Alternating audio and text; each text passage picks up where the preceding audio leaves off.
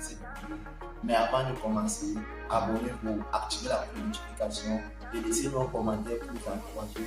Aujourd'hui, dans cette vidéo, nous allons continuer à parler de critères des composants électroniques. Nous allons prendre le cas d'un transformateur d'alimentation. Je vais vous poser jusqu'à la fin pour avoir plus de détails sur ce composant électronique. En électronique, nous pouvons définir un transformateur d'alimentation comme étant un composant qui modifie l'amplitude d'une tension alternative grâce à l'induction électromagnétique, tout en s'assurant de l'isolation galvanique entre l'entrée et la sortie.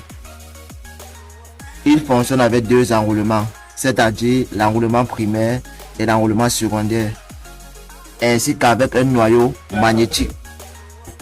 Là, nous pouvons observer les différents symboles d'un transformateur d'alimentation.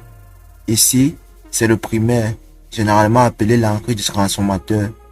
Ici, c'est le noyau magnétique. Ici, c'est le secondaire du transformateur, généralement appelé sortie. Nous devons savoir que le choix d'un transformateur est une étape cruciale pour assurer le bon fonctionnement et la sécurité d'un circuit. Les principaux critères de choix d'un transformateur d'alimentation sont la tension efficace primaire qui s'exprime en volts, la tension efficace secondaire qui s'exprime en volts, la puissance apparente nominale qui s'exprime en volts ampères, le courant nominal secondaire qui s'exprime en ampères, le rendement ainsi que le coût. Sur cette image, nous pouvons observer la représentation physique d'un transformateur d'alimentation. Ici, ce sont les enroulements primaires. Ici, ce sont les enroulements secondaires. Là, c'est la tension primaire. Ici, c'est le courant d'entrée du primaire. Là, c'est la tension secondaire. Ici également, c'est le courant d'entrée du secondaire. Et là, ce système est appelé circuit magnétique. C'est ce système qui forme le circuit magnétique. Et ici en bas, nous pouvons avoir le noyau de fer qui est le bas ici. Et également ici en haut, nous avons le nombre de spies, quel est le nombre de spies primaire et le nombre de spies secondaire. Donc là, c'est la description de la représentation physique d'un transformateur d'alimentation.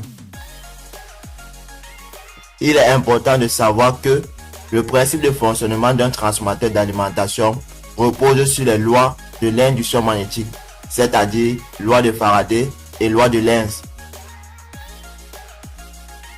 Il existe plusieurs types de transformateurs, chacun ayant des applications spécifiques. Comme nous pouvons dire, les transformateurs abaisseurs, ils permettent d'abaisser la tension. Il a plus de spies au primaire qu'au secondaire, ce qui a pour effet de réduire la tension tout en augmentant le courant. Transformateur élévateur, il a pour but d'élever la tension. Il a moins de spies au primaire qu'au secondaire, ce qui augmente la tension et réduit le courant.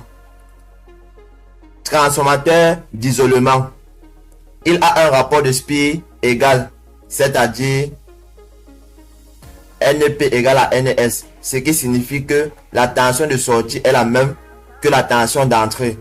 Son rôle est d'assurer l'isolement galvanique du circuit sans modifier la tension. Transformateur torique, il est très efficace en raison de ses faibles pertes magnétiques et de son faible champ de fuite. Il est plus compact et plus léger qu'un transformateur standard de même puissance. Et enfin, transformateur à cascade ouverte. C'est le type le plus répandu, souvent de forme rectangulaire avec des tôles visibles. Il est économique et fiable pour une large gamme d'applications. J'ai été ravi de vous expliquer comment faire le critère de choix d'un transformateur d'alimentation. Si vous avez aimé cette vidéo, abonnez-vous, activez la notification et laissez-nous un commentaire. Également en commentaire, je vous ai laissé un lien pour ceux qui veulent en savoir plus sur les transformateurs d'alimentation. C'était Kamra Kenye Jonathan à votre service et à très bientôt pour de prochaines vidéos. Ciao, ciao.